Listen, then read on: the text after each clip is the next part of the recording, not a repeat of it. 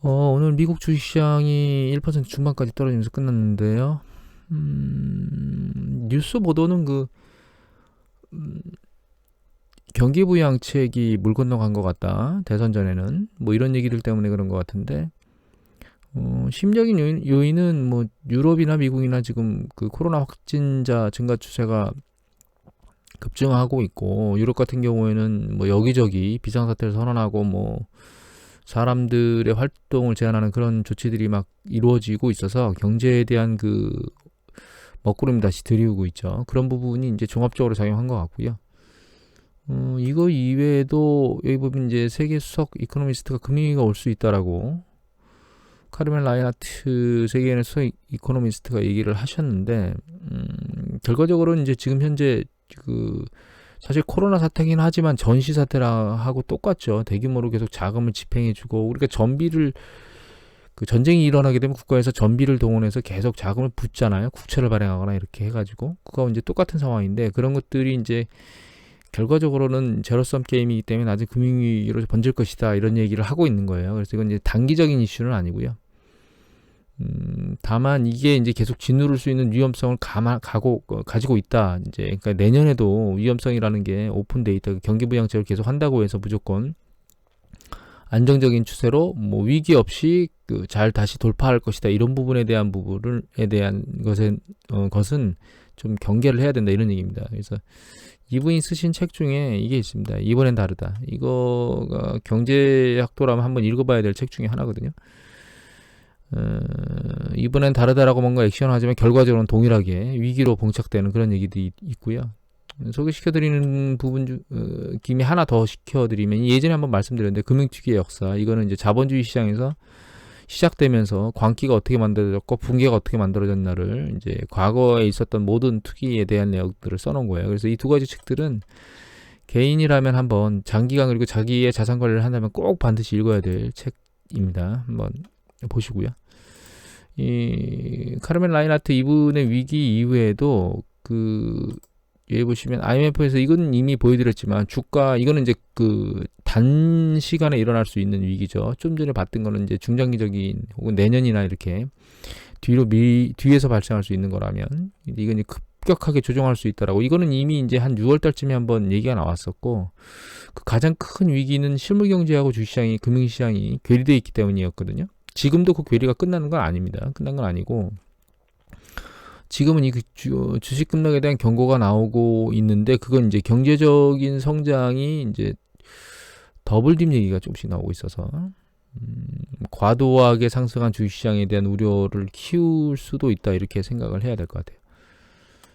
그 다음에 중앙은행 총재들이 뭐 이거 ECB든 아니면 FRB든 혹은 뭐 일본의 BOJ든 상관없이 뭐 중앙은행 쪽에 있는 총재들이 경기 하방에 대한 위험성이 크다 뭐 이런 얘기를 하고 있고, 결론적으로는 중앙은행의 통화정책으로는 한계가 있다는 거를 말하는 거라고 생각을 하고요. 중앙은행 통화정책만으로는 해결이 안 되니까 행정부에서 돈 좀 부어라 이런 얘기들을 하고 있습니다. 계속. 그리고 이거는 calculated risk 블로그닷컴에 나오는 그 빈도수들을 보여주는 데이터들이잖아요. 이제 나온 거 잠깐 보면 이게 여행객인데 여행객이 이게 60% 수준입니다. 이게 보시면 이게 총 퍼센테이지 60%가 아니네. 이게 퍼센테이지거든요. 전년 대비 40%도 안 되는 수준에 지금 올려 있어요. 35% 정도. 그러니까 엄청나게 얼마나 많은 숫자의 미국인들이 코로나 때문에 발목게 있고 움직이지 않는가라고 하는 걸 우리가 알 수가 있고, 이거는 디너 그러니까 저녁 식사 자리 착석해서 먹는 건데, 여기 보시면 이제 검은색이 약간 꺾이기 시작했죠. 상승 국면, 이거 극장인데요. 다시 확산되면서 다시 묶였습니다. 다시 극장 매출인데, 이거는 이제 호텔 점유율인데 올라가는 증가 추세가 둔화된 상태에서 멈춰 있어요. 물론 이제 옛날에 감소했다가 다시 증가하고 하락했는데 그 추세를 무시하고 일정 수준에서 멈춰 있는 상황입니다. 지금 겨울이 되면 이 추세에 따라서 내려가지 않을까 그런 생각을 하게 되네요. 그다음에 개솔린 그 사용도 일정 수준에서 멈춰 있습니다. 죄송합니다. 한 90% 수준에서 다시 더 회복을 안 하고 있어요. 그리고 이건 이제 대중교통 이용인데, 이제 가솔린 사용량 같은 경우는 상당히 많이 올라왔는데, 이거 보면은 대중교통을 이용하는 자체는 보시면 최근에 약간 이 검은색이 모두거든요. US 전체 약간씩 꺾이고 있습니다. 아랫방향으로 위로 올라가는 게 아니고. 그래서 대중교통은 이 과거 대비 한 60% 수준도 못 미쳐서 다시 줄어들고 있고, 그래서 중고차라든가 이런 자동차 판매량이 늘어나는 이유가 사람과 대면하면서 움직이지 않으려고 하는 액션들이 많아서 그런 것 같고, 이거는 이제 그 뉴욕의 지하철 사용량인데 아직 회복을 못하고 있습니다. 과거 추세를. 그래서 코로나가 활동량에 대해서 굉장히 많이 억제를 하고 있는 거는 데이터상으로도 계속 나타나고 있어요. 그리고 어제 좀 특이하게 본 거는요, 중국인데, 중국 같은 경우는 여기 GDP 성장률이 4.9 나왔습니다. 전년 대비. 5.5가 그 예측치였는데 타겟을 못 달성했거든요. 그렇다 하더라도, 밑에 보면은, 이게 이제 고정자산 투자인데, 그것도 이제 추세적으로 계속 올라오고 있고, 플러스로 터닝했습니다. 전년 대비. 이거는 산업생산인데 6.9%의 전년 동기 대비 굉장히 크게 큰 폭으로 올랐죠. 그 다음에 이거는 이제 리테일 세일인데, 리테일 세일이 보시면 1.72 예측치였는데 3.3으로 급격히 올랐습니다.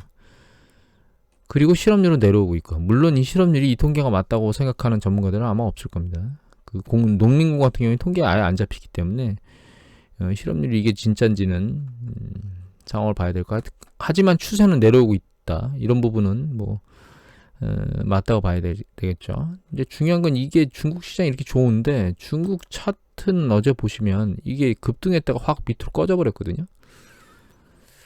그래서 뉴스 보도를 좀 봤더니 보면 경제 성장률 5%를 달성하지 못했기 때문이다라고 얘기가 나오고 있어요. 그렇다 하더라도 다른 뭐 산업 생산이라든가, 그리고 이번에 중추절에 굉장히 많은 소비가 있었다는 그런 보도들을 보면 4분기에 긍정적인 패턴의 GDP 성장을 예측할 수도 있거든요. 그럼에도 불구하고 사실 시장이 이렇게 밑으로 확 꺼졌다는 얘기는 중국 투심이 생각보다 강하지 않다는 느낌이 들어요. 그러니까 이게 그 여러 가지 긍정적인 요소는 배제하고 부정적인 거 하나만 잡고 밑으로 확 밀려내려간 게 아닌가, 그런 생각을 하게 되고, 일봉으로 놓고 보면 직전에 이제 다시 반등했다가 올라왔던 머리, 그러니까 가장 꼭지점을 딱 찍고 밑으로 밀려내려왔거든요. 그 전 세계에서 가장 좋다는 중국 시장이 상대적으로 투심이 약하구나, 이런 생각을 했습니다. 향후 방향이 어떻게 될지는 봐야 되겠지만 아직까지 이 방향이 윗방향으로 올라가기는 어렵다, 이런 생각을 하고 있습니다. 중국 혼자 날아갈 수는 없죠. 사실 글로벌이 미국하고 유럽 양대 산맥이 휘청이는데 중국만 갈 수가 없기 때문에 중국의 주시장이 역시 글로벌 주시장을 따라갈 수밖에 없다, 이렇게 생각을 하고요.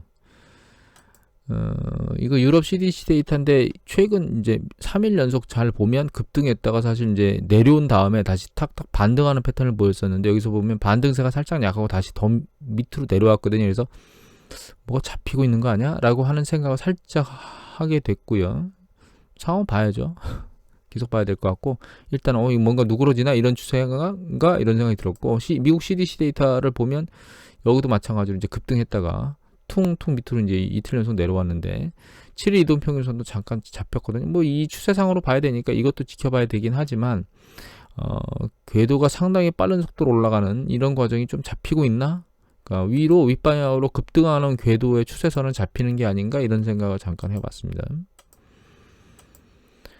이런 게 유럽 재봉세에 대한 얘기가 계속 나오고 있고, 그 다음에 미국은 상대적으로 재봉세에는 약한데 결과적으로는 국가봉세에 대해서 신중히 하고 있죠. 이거는 사실 미국이나 유럽이나 다 마찬가지로 전체 봉쇄는 불가능할 겁니다. 일단 경제적인 문제도 있지만 사람들이 한계점에 봉착해서 예전에 1차 그 대유행 때 있었던 급격한 봉쇄는 있을 수가 없죠. 근데 마스크 착용이나 이런 부분들을 개인 위생이나 이런 것들을 잘 커버하고 사실 그 봉쇄를 풀게 되면 상대적으로 이제 위험성이 좀 덜할 건데, 유럽과 미국은 그런 패턴은 아니기 때문에, 그러니까 전부 다 그걸 따르는 패턴은 아니기 때문에 환자에 대한 증가 추세에 대해서 일정 부분 그 강도는 줄일 수 있겠지만 일정 수준은 계속 유지하지 않을까 이런 생각을 전 개인적으로 합니다. 우리나라 같은 경우에는 사실 마스크 착용 굉장히 잘하는데도 불구하고 살짝만 삐끗하면 어떤 지역에서 퉁퉁 그 확진자 수가 늘어나는 이런 패턴을 보이잖아요. 사실 활동량을 늘리게 되면 그런 부분 때문에 마스크 착용이 우리나라보다 사실 덜한 유럽이나 미국 같은 경우에는 쉽게 잡는 그런 부분들이 참 용이하지는 않겠다 이런 생각을 하게 되고요. 계속 이런 게 나오니까 이제 더블딥 얘기들이 나오고 있습니다. 유럽 얘기가 나오고 있지만 뭐 유럽뿐만 아니라 뭐 미국도 얘기가 스물스물 나오고 있고 하물며 뭐 일본도 스물스물 계속 나오고 있어요. 그래서 결과적으로는 하반기, 그러니까 10월 지금 들어왔죠. 그다음에 11월 이때는 결과적으로 이제 그 코로나 환자들의 증가, 그다음에 그로 인해서 경제적인 활동의 위축, 그게 이제 더블딥에 대한 얘기를 스물스물 계속 연기를 피울 것 같고요. 그것 때문에 이제 행정부의 경기부양책에 대한 얘기들이 계속 논의가 되겠죠. 그리고 한 가지 남은 불확실성이 이제 이 대선인데, 최근 이제 추격했다라고 해서 이제 최근 1일 기사를 보면 경합주에서 맨 추격하고 있다라고 하는 얘기가 나오고 있고, 또 경합주는 추격했는데 보수 터파는 또 위험하다 또 이런 보도도 나와요. 이게 혼재돼서 계속 움직이고 있는데 전 개인적으로는 바이든이 당선될 거라고 생각합니다. 사실은 이제 예를 들면 이제 노년층이 이탈했다거나 혹은 뭐 여자들이 모여서 대규모로 집단화된 어떤 액션을 취한다거나 이게 우편 투표가 강화되고 있다는 커지고 있다거나, 이게 플로리다는 경합주거든요. 경합주인데 이 우편 투표가 강화되고 있는데 이 우편 투표는 민주당한테 유리하거든요. 근데 이게 좀 그거 한 게 뭐냐면 민주당이 우편 투표가 유리한데 문제는 이 트럼프가 이걸 불복할 거라는 거예요. 그러니까 우편 투표가 문제가 있다고 계속 얘기를 하고 있는데 그것 때문에 사실 도널드 트럼프는 우편 투표 못 믿겠다고 막 농담 반 진담 반 계속해서 대선 보고 계속 얘기했는데 저렇게 경합지에서 저렇게 올라가게 되면 결과적으로 그걸 부정할 수 있겠죠. 근데 문제는 이겁니다. 극우파들의 숫자가 뭐 지난번에 보니까 5개에 한 10,000명 정도 되던가요? 제가 한번 봤었는데 숫자가 엄청나게 많은 건 아니고 그들이 뭔가 액션을 취한다고 해서 공권력이 가만히 있지 않고 다 진압을 하고 다 누르긴 할 건데, 이제 문제는 그런 것들 좌우가 양쪽이 극과 극우가 대립해가지고 사회적 혼란을 야기할 수 있다는 거예요. 여기 보면 뭐 경찰이 초비상이랍니다 지금. 왜냐하면 이 선거 투표소에서 난리가 나지 않을까라고 하는 것 때문에 지금 위험한 거죠. 불안한 거죠. 결과적으로 지금 움직이는 거는 사실 경제 지표나 이런 부분들도 굉장히 중요한데 저는 사실 투심이라고 생각하거든요. 그건 왜 그러냐면 경제하고 주식시장이 이반되도록 만들어 놓은 거는 투심이거든요. 그 투심이 이반되게 만들어 놨기 때문에 결과적으로 그러니까 투심이 강할 때는 긍정적인 거는 부정적인 건 누르면서 긍정적인 걸 계속 가지고 계속 밀고 올라왔는데, 투심이 꺾이게 되면 긍정적인 걸 누르면서 부정적인 걸 가지고 계속 밑으로 밀어내릴 거기 때문에 그런 액션이 어떻게 움직일지는 상황을 계속 지켜봐야 될 것 같아요. 그래서 대선 전까지, 대선 끝나고 나서 트럼프가 불복을 선언하게 되면 그 부분이 또 불확실성을 굉장히 키우게 될 것 같고, 그게 이제 경기부양책이 굉장히 폭발적이나 뭔가 기대치를 굉장히 뛰어넘는 그런 부분들로 그런 것들을 짓누르지 않으니까 덮어버리지 않는 이상 불안정성은 계속 유지될 수도 있다라고 하는 부분들은 생각해 봐야 될 것 같고, 또 한 가지, 대선이 끝났는데 상원을 민주당이 장악하지 못하면 결과적으로 경기부양책에 대한 협상은 용이하진 않을 거거든요. 통과가 잘 안 될 거지 않습니까? 상원에서.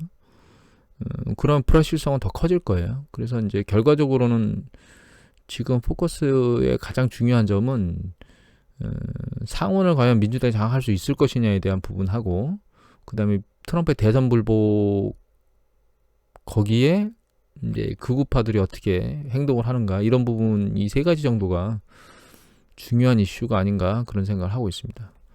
오늘 이것으로 마치도록 하겠습니다.